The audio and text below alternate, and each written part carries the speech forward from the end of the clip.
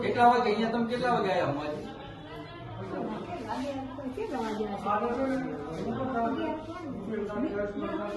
3 કલાક થયા અત્યારે 1 વાગ્યો હોય તો મિત્રો આ છે રાપરના સહયોગ આરોગ્ય કેન્દ્ર એટલે સરકારી દવાખાનાની હાલત અમે વર્ષોથી આ બાબતે અવારનવાર રજૂઆત કરતા હોઈએ છીએ કે રાપરના સરકારી હોસ્પિટલમાં સ્ટાફની ઘટશે ડોક્ટરો કોઈ કાયમી નથી અને ડોક્ટરો કોઈ કાયમી ના હોવાના કારણે અહીંયા આ પરિસ્થિતિ સર્જાય છે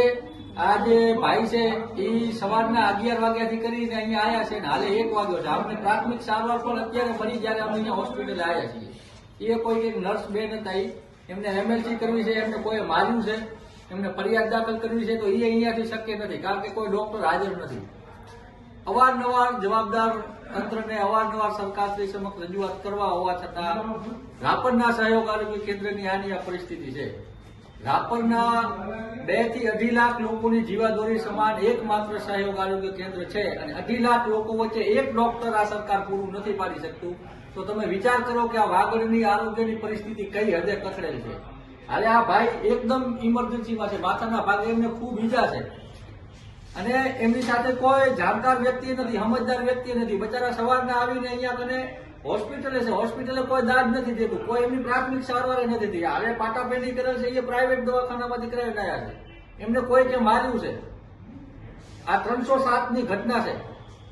જાનથી મારી નાખવાની ભાઈ ઉપર કોશિશ કરી અહીંયાથી એમએસસી પણ નથી થઈ શકતી અહીંયાના સ્ટાફને પૂછવામાં આવે છે 1-2 લોકો આખા દવાખાના વાગે છે એ કહે છે કે ડોક્ટર નથી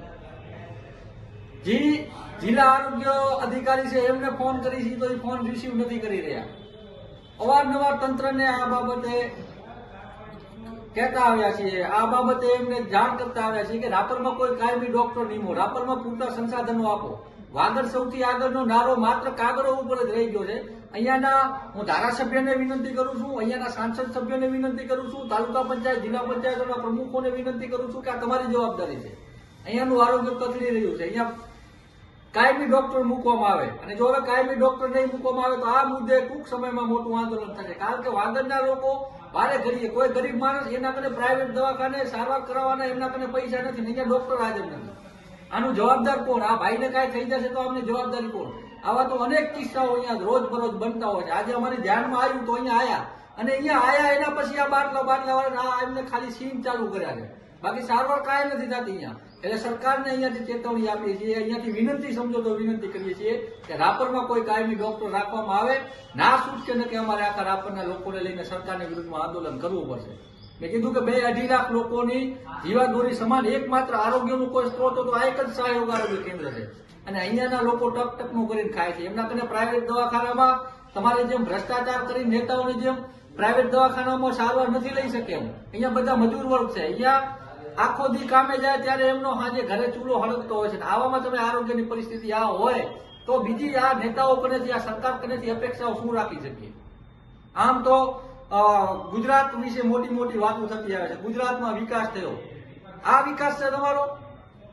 ટૂંક સમયમાં જો આ સરકારી દવાખાનાની હાલતમાં બદલાવ નહીં આવ્યો તો સરકાર મોટા આંદોલનની તૈયારી રાખે અને એવું મોટું આંદોલન કરશે જરૂર જણાય તો સરકારી હોસ્પિટલને તાળાબંધીનો પણ કાર્યક્રમ આપીશું એટલે એ ચોક્કસ આ સરકાર આ વાતની નોંધ લે કારણ કે અહીંયાના લોકોના આરોગ્ય સાથે ચેડા કોઈ પણ હિસાબે સહન કરવામાં નહીં આવે